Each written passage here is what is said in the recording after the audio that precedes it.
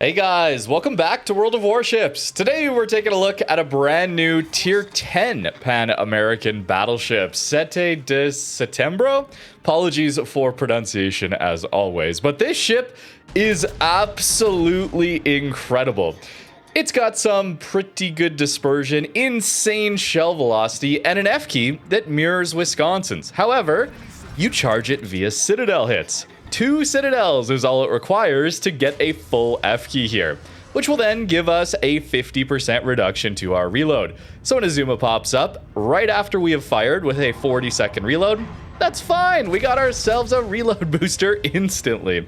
This ship will be available for research points. So this is not a scenario where the insane gimmicky new ship, that is really fun to play as well, mind you, is locked behind like a $150 paywall or gambling.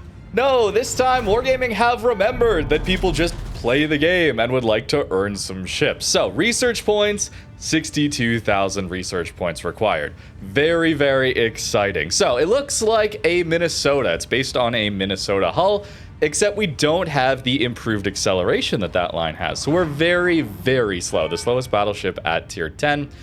But what we do have is essentially tuned Montana guns. The turrets look like they're from a Montana. Little lower alpha damage, but much higher pen and way higher shell velocity. This is better shell velocity than Thor or Slava. Even out to 20 kilometers, shells are getting there faster than even Slavas do. So extremely powerful. We got Battleship Dispersion 2.0 Sigma, so a little better than what Montana has. 1.9 is what Monty has. Though we do not get access to that nice American accuracy upgrade in the 6th slot, we only get the 3rd slot for 7%. Seemingly, that works pretty darn well though. Yet, not every salvo is going to be perfect dispersion. Battleship dispersion can troll as always, but 12 guns does a lot to make up for that poor dispersion at times that battleships can have. Of course, having a reload booster also works for that too. And what's really special about this reload booster is if you fire and then use your reload booster, you're getting 4 salvos at the end of this timer. So a very, very powerful gimmick on this ship. These combat instructions are absolutely ridiculous. They're not as powerful as Wisconsin for getting back to your consumables. Yeah, these shells are kind of magical. The pen, the shell velocity, that's probably too angled for Yamato to be eating cheek citadels, but whatever. It's Yamato hull, right?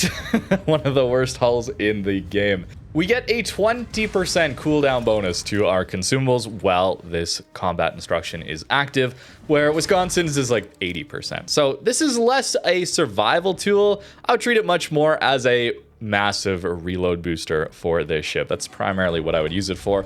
That's what I'm usually using the Wisconsin one for too, though. Notably, Wisconsin's only lasts 20 seconds, though. Yeah, Wisconsin's got a little faster reload.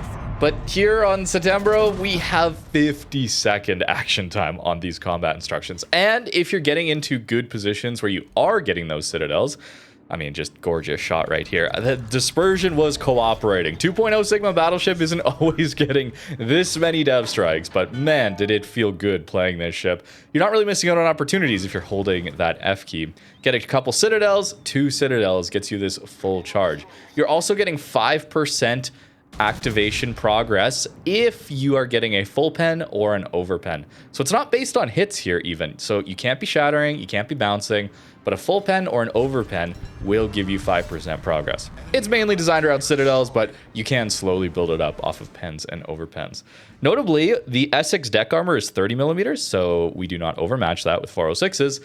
And yet, even at 20 kilometers, our shell velocity is so good, we're hitting him in the side. We're not even getting punching fire to his deck armor.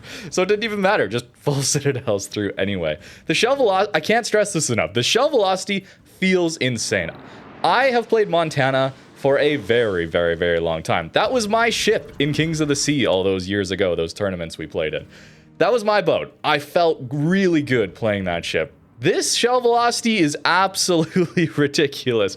Cross-mapping a Napoli like that, you hardly even have to lead.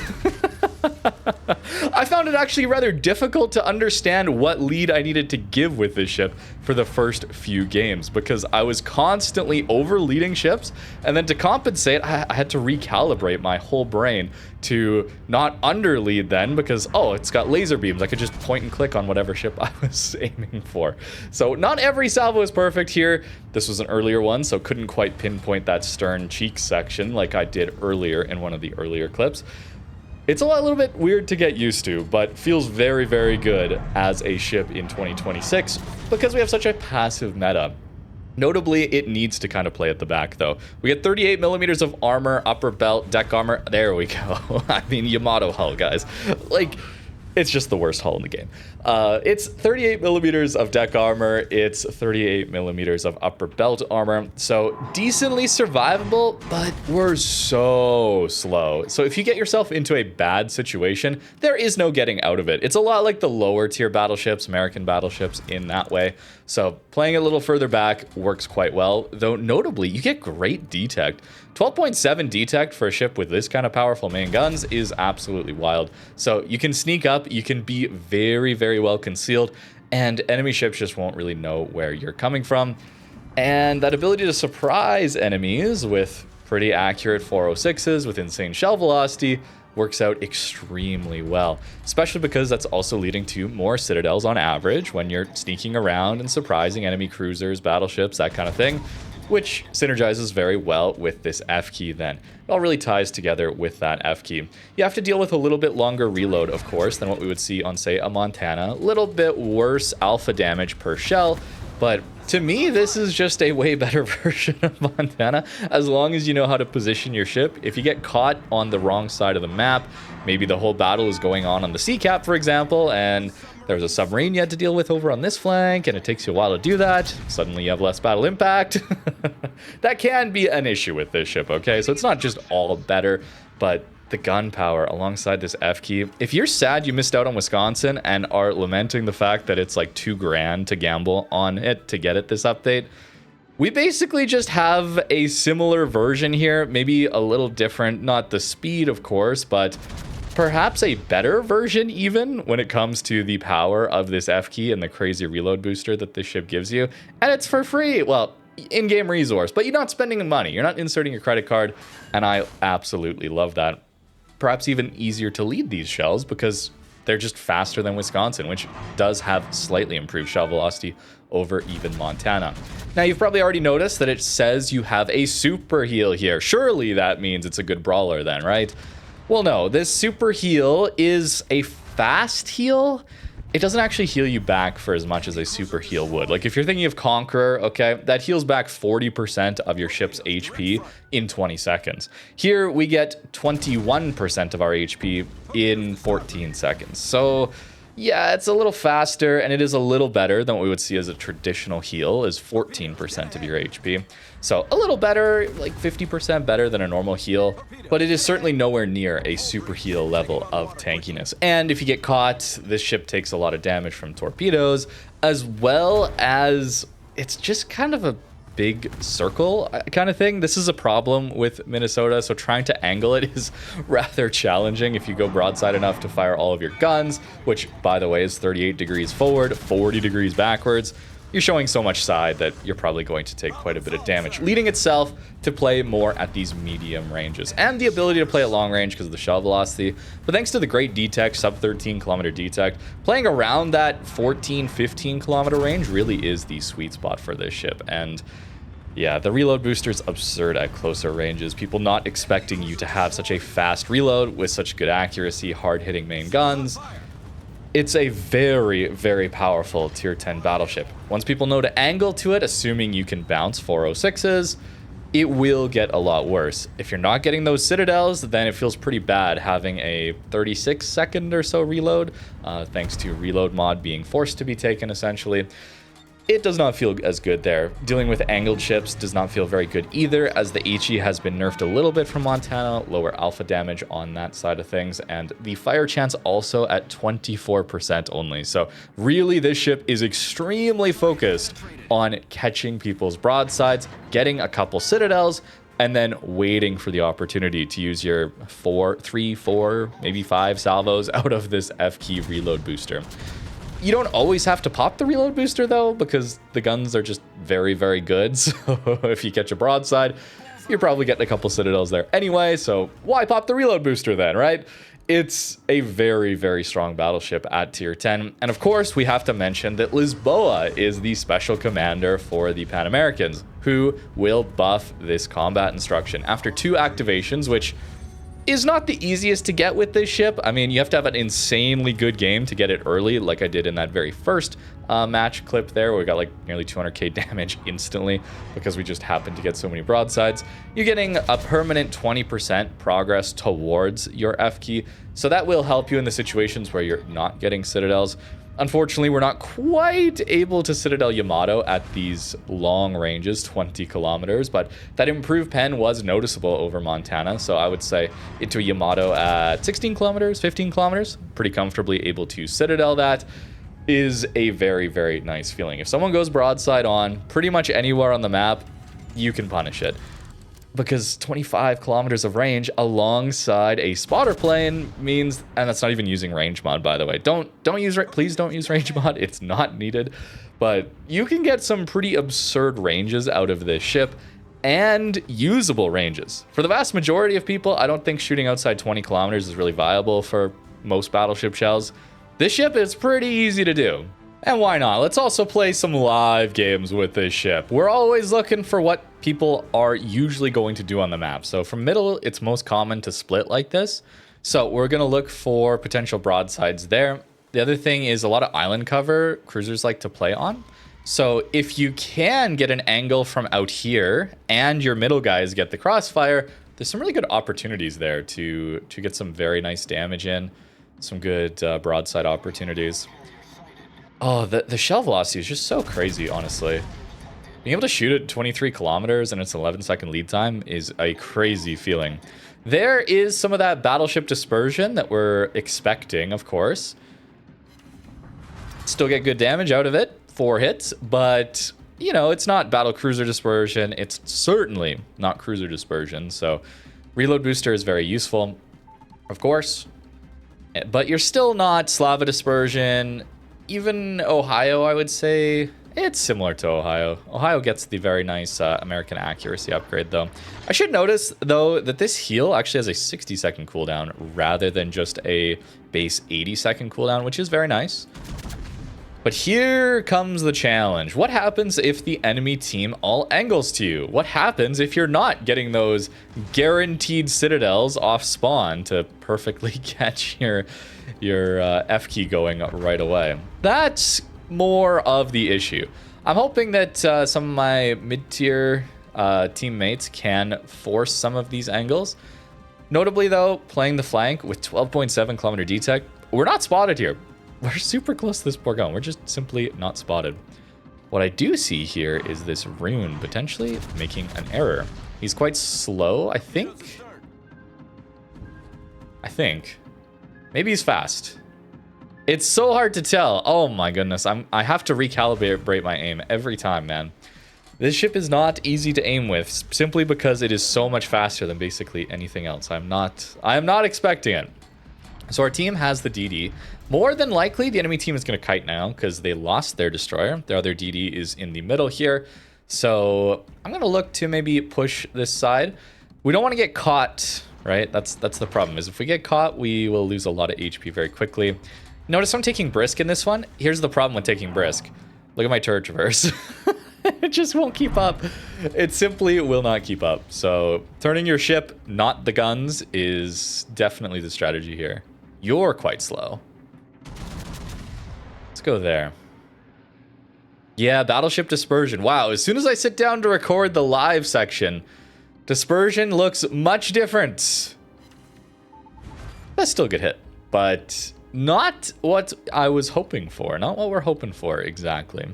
So Vincent's now worried about angling to our destroyers, and I should be able to, well, I can bounce at him. It is possible. We got to hit right in here. There we go. Nice. Some consistency there. And guess what? We got an F key, so we're going to use it. May as well. Vincent is a strong ship on the enemy team, as is Bourgogne. So we'll get some good opportunities here to hopefully finish them out. He's accelerating, so we'll go there. He's certainly not expecting us to be loaded. This is a situation where he's just... Oh, we don't get the Citadel. This is a situation where he's just not used to fighting their ship. He doesn't know what it's about with test ships and that. Though today is the NDA lift day. I decided to cover the cruiser first because I'd played a lot of battleships, battle cruisers. I wanted some cruiser gameplay. So I decided to cover the cruiser first, but this is notably the more exciting one, of course, because it's not for real money, and it does that. Oh, by the way, that's 3 salvos, and we still have another one. It's crazy, it's crazy, it's crazy. Bourgogne, we're not looking for citadels, but it's okay. We're still getting just absolutely massive damage out of it. Take a few HE hits, not such a big deal. Okay. Good showing, F key. Good showing, reload booster. We love to see it. And, you know, we've charged up some off of the full pens there. Assuming we're getting enough of them, you definitely can charge up those full pens. Bourgogne is going to kite, though, at this point. You can already see him turning his front turrets around. So this is not going to be as productive here. So why don't we turn our turrets ourselves and start making our way across the map. I'll take 10k. Sure. And we'll do one more. We ran into another problem with this ship and its speed where I wanted to traverse back to the other side of the map. And the game was over by the time I got even close to the cap zone. So, a bit of an issue with such low speed. Des Moines, are you... I think he might be. Oh, he's not quite. He's not quite full turning. All right, we'll try there. Montana probably spawned here and is going this way, so they probably don't have a battleship out here. That's curious. Oh, I got the bounce. No, I should have shot sooner. Oh, well. That is just fine. And Yodo spawned here and is going this way. My goodness, did not expect that. Usually people come play this island and play out here. We'll take it, though. Long reload. I wasted my first shot. We will hopefully not do the same with this next one into... Probably the Yodo? Des Moines is an option as well. But we'll go after Yodo for now. Try and grab a Stern Citadel. No, not quite. That's okay. Surcouf Gatto battle going on here. I want to help on that if we can, of course. If we're pushing this flank with submarines on it, it would be very good to take out the submarine and help our sub out. Don't think we can complain about subs if we're not helping our own sub, right? Cross maps, good opportunity here. I mean, look, this Hawaii is like, he's in range, man. It's absurd. It's just silly. Excellent work, Mr. Gato. Excellent work. This is a great opportunity on Des Moines and behind an island. Because you cannot fire over anything with this ship. You need pure open ocean. It has way too good shell velocity. Turn the guns, please. I took brisk, but oh, am I regretting it? What is your plan, sir? Is it to reverse open water? Oh, that looked okay. That looked okay. No sit. No Citadel, though. Looked all right, but unfortunately do not get the Citadel there. That's what we need. We're over halfway, so one Citadel and we'll have it. Full turn? Okay, this time I'm going to go early. We're going to turn our guns early and head back towards the battle. Oh my goodness, we'll just land all around them. I am still getting my overpen. Notably, it's a 90-second time before you start losing your progress with this ship. So very, there's a lot of leeway here. They're being quite generous with that. I would have expected it to be 50, 60 seconds, somewhere in there. Would be a lot more normal, I would say.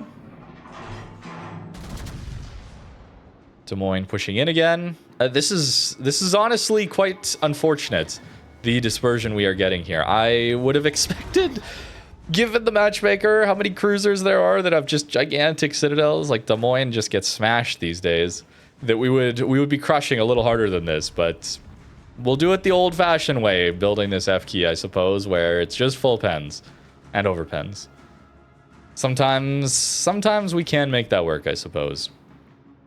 Aiming over island, so I'm using my mini-map to try and get the vertical correct. Can we get over this part? Surely. Can I really not get over that?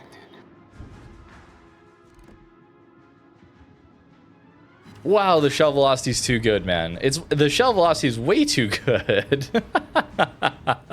That's crazy that I can't get over that. Anyways, we do have a broadside Des Moines here that is reversing this time. Okay. It's time. It's time. It's time. It's time. Sir, you can't do that. There we go. You can't do that. You're not allowed. That's not allowed.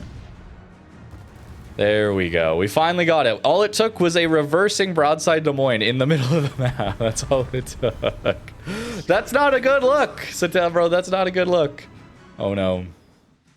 That's okay. That's okay. It's good that we show this ship not being perfectly accurate 100% of the time. I was a little worried that I was going to only get that. As much fun as that is. As much fun as that is. 10-second lead to the Monty at 20 kilometers? Sure. I'll allow it. Wow, the dispersion has fallen off. Wait, it's actually just fallen off a cliff. What kind of dispersion? What did I do differently when I was recording? Just the games for the post commentary section. What did I do differently? The only thing I've swapped is to brisk. Let's get a little superstitious here. Maybe turret traverse is the right way. Interesting. We haven't had an opportunity for the F key in this one. Sometimes you don't need it. All right, angling Des Moines. Try to aim for the stern section here. Yeah, we get it.